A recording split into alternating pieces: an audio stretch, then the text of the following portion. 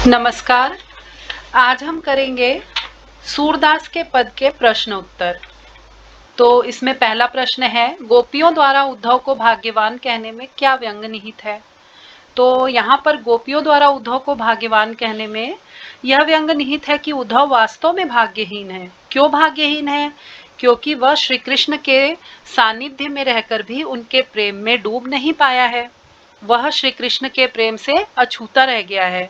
वे कहना चाह रही हैं कि तुम बहुत अभागे हो, प्रेम का अनुभव नहीं कर पा रहे हो, न किसी के हो सके न किसी को अपना बना सके।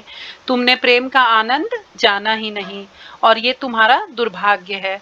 तो इस तरह गोपियां उद्धव को ताना कस रही हैं। प्रश्न 2, उद्धव के व्यवहार की तुलना किस किस से की गई है?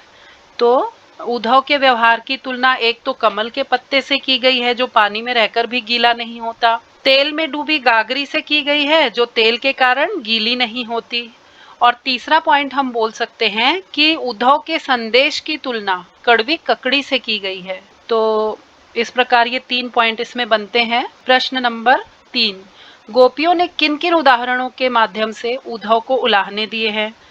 तो पहले तो सबसे पहले उन्होंने कहा कि उनकी प्रेम भावना उनके मन में ही रह गई, क्योंकि श्री कृष्ण आए नहीं तो अपना प्रेम वे कैसे व्यक्त करें।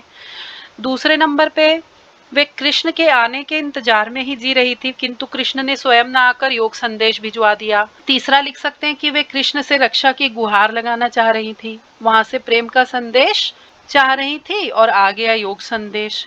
चौथे पॉइंट में हम लिख सकते हैं कि वे कृष्ण से अपेक्षा करती थी कि उनके प्रेम की मर्यादा को रखेंगे, परंतु कृष्ण ने उनके प्रेम की मर्यादा को नहीं रखा। अब आता है प्रश्न नंबर 4, उद्धव द्वारा दिए गए योग के संदेश ने गोपियों की विरह अग्नि में घी का काम कैसे किया? तो श्री कृष्ण के मथुरा चले जाने पर गोपियां पहले से ही विरह अग्नि में जल रही थी। वे श्री कृष्ण के प्रेम संदेश और उनके आने की प्रतीक्षा कर रही थी।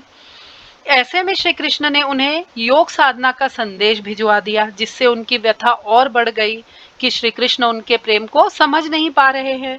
तो उनकी विरह अग्नि कम होने की बजाय और बढ़ गई। प्रश्न 5, मर्यादा न लही के माध्यम से कौन सी मर्यादा न रहने की बात की गई है?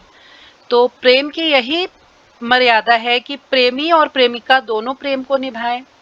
तो गोपियां ये मानती हैं कि हमने तो प्रेम निभाया, परंतु श्री कृष्ण ने अपना प्रेम नहीं निभाया, अर्थात प्रेम की मर्यादा नहीं रखी। अगला प्रश्न है, कृष्ण के प्रति अपने अनन्य प्रेम को गोपियों ने किस प्रकार अभिव्यक्त किया है? तो आपने जैसे कि देखा होगा पदों में जो पॉइंट आए हैं, तो पहला आप लिख सकते हैं कि वे अपनी स्थिति गुड़ से लिपटी हुई चींटियों जैसी बताती हैं। दूसरा, वो श्री कृष्ण को हारिल की लकड़ी के समान मानती हैं। तीसरा, वे श्री कृष्ण के प्रति मन, कर्म और वचन से समर्पित हैं। और चौथा, वे सोते जागते दिन रात श्री कृष्ण का नाम जपा करती हैं। तो अब आता है प्रश्न नंबर 7, गोपियों ने उद्धव से योग की शिक्षा कैसे लोगों को देने की बात कही है? तो गोपियों ने उद्धव से योग की शिक्षा उन लोगों को देने की बात कही है जिनका मन स्थिर नहीं है, अर्थात उनका मन बदलता रहता है, एक चीज से दूसरी चीज में जाता है। जबकि गोपियां कह रही हैं कि हमारे हृदय में तो श्री कृष्ण का मन बिल्कुल स्थिर हो चुका है, तो हम बदल नहीं सकती। प्रस्तुत पदों के आधार पर गोपियों का योग साधना के प्रति दृष्टिकोण स्पष्ट करें। तो सूरदास जी द्वारा रचित इन पदों में गोपियों की कृष्ण के प्रति एक निष्ठ प्रेम, भक्ति, आसक्ति और स्नेहमयी भावना प्रकट हुई है, जिस पर किसी और चीज का असर अप्रभावित रह जाता है। तो फिर इस उद्धव के योग संदेश का असर भी अप्रभावित रहा। प्रश्न 9, गोपियों के अनुसार राजा का धर्म क्या होना चाहिए? तो गोपियों के अनुसार राजा का धर्म यह होना चाहिए कि वे प्रजा को अन्याय से बचाएं और उन्हें सताए जाने से रोकें, साथ ही प्रजा पर अनीति न होने दें। प्रश्न नंबर 10, गोपियों को कृष्ण में ऐसे कौन से परिवर्तन दिखाई दिए जिनके कारण वे अपना मन वापस पा लेने की बात कहती हैं? तो इन परिवर्तनों को भी हम पॉइंट में लिखेंगे। सबसे पहला तो श्री कृष्ण ने अब राजनीति पढ़ ली है, उन्होंने बड़ा ग्रंथ पढ़ लिया है जिससे उनके व्यवहार में छल कपट आ गया है। दूसरा हम लिख सकते हैं कि श्री कृष्ण को अब प्रेम की मर्यादा का पालन का ध्यान नहीं रहा। और तीसरा लिख सकते हैं कि श्री कृष्ण अब राजधर्म भी भूलते जा रहे हैं। तो ये सब गोपियों के अनुसार श्री कृष्ण में परिवर्तन आ गए हैं। प्रश्न नंबर 11, गोपियों ने अपने वाक चातुर्य के आधार पर ज्ञानी उद्धव को परास्त कर दिया, उनके वाक चातुर्य की विशेषताएं बताइए। तो गोपियां वाक्य चतुर हैं, वे बात बनाने में किसी को भी पछाड़ देती हैं क्योंकि उनके साथ श्री कृष्ण के प्रेम की शक्ति है। यहाँ तक कि ज्ञानी उद्धव भी उनके सामने मौन होकर खड़े रह जाते हैं। कारण यही है कि गोपियों के हृदय में कृष्ण प्रेम का सच्चा ज्वार है। संकलित पदों को ध्यान में रखते हुए सूर के भ्रमर गीत की प्रमुख विशेषताएं बताइए। जैसा कि हमने पदों के एक्सप्लेनेशन में शुरू में बताया था कि सूरदास के पदों को भ्रमर गीत क्यों कहा गया है, क्योंकि गोपियां कोई भी बात डायरेक्ट उद्धव से ना कहकर वहां उड़ रहे भौरे से कहती हैं और इस तरह कहती हैं कि वो बातें सभी लोग सुन ले। तो इन पदों को भ्रमर गीत कहा गया है। अब इस भ्रमर गीत की विशेषताएं हम लिखेंगे। सबसे पहला है कि सूरदास के भ्रमर गीत में विरह व्यथा का मार्मिक वर्णन है। गोपियों की विरह व्यथा इसमें स्पष्ट दिखाई देती है। दूसरा है कि इस गीत में सगुण ब्रह्म की सराहना है।